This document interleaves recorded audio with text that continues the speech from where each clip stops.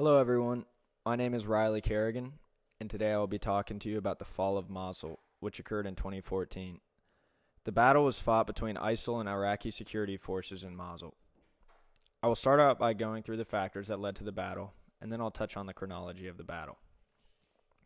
And I'll go into a little more detail about everything as well.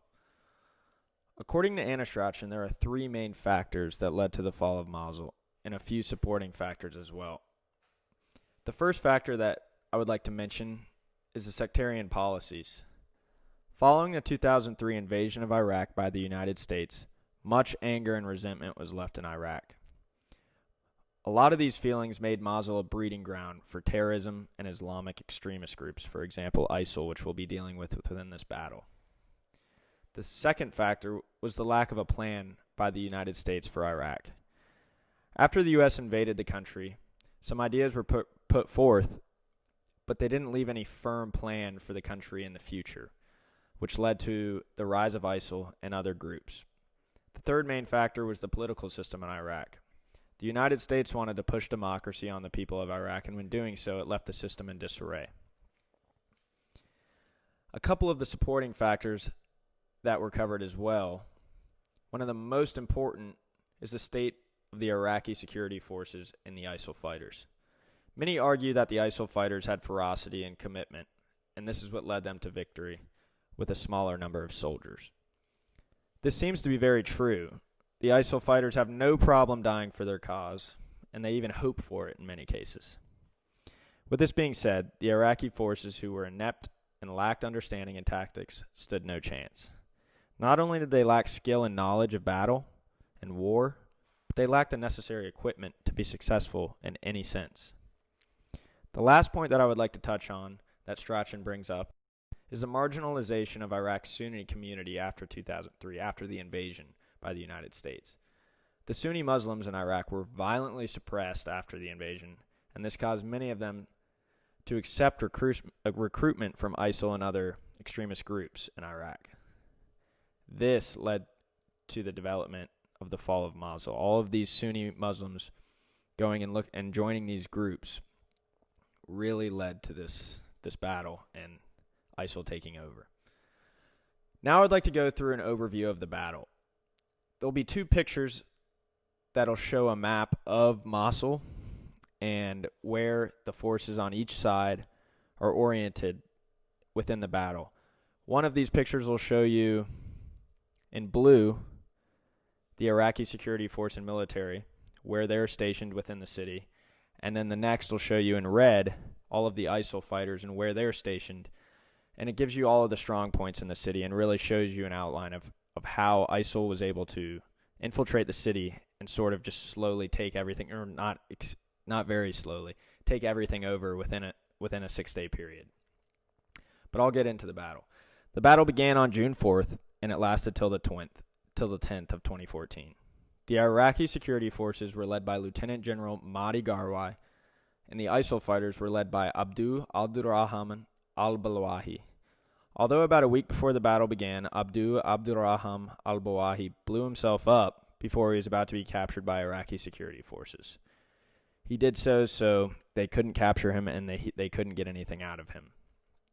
Many hoped that this would stop the attack, his death, but it did not. For the 6 days that the fighting occurred, it was all-out war.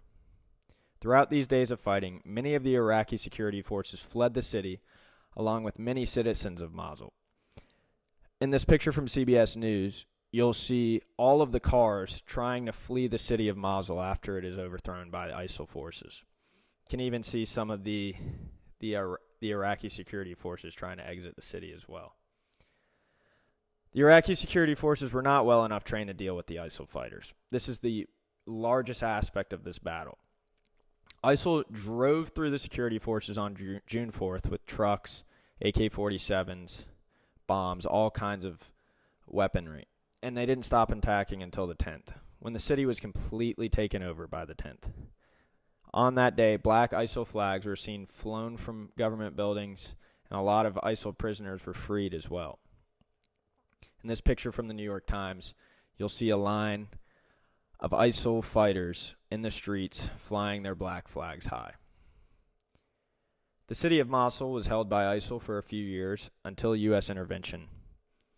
U.S. forces began working directly with the Iraqi government and took back the city of Mosul in 2017.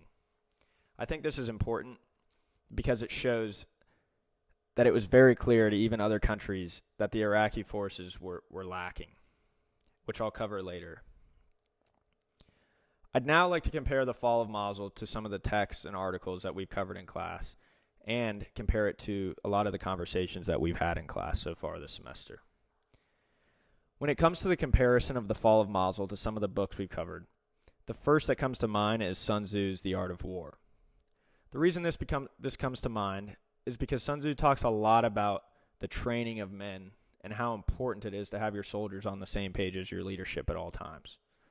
This was the issue in Mosul within the Iraqi Security Forces. They lacked training and they lacked overall leadership. They had an estimated 60,000 men, while the ISIL fighters only had an estimated few or couple thousand men. The fact that ISIL was able to win this battle shows how unprepared the Iraqi security forces were and how important it is to train and drill your soldiers. We've also talked about the idea of drilling in an article we've covered in class and a little bit in class. And the military forces that are successful drill more than everyone else.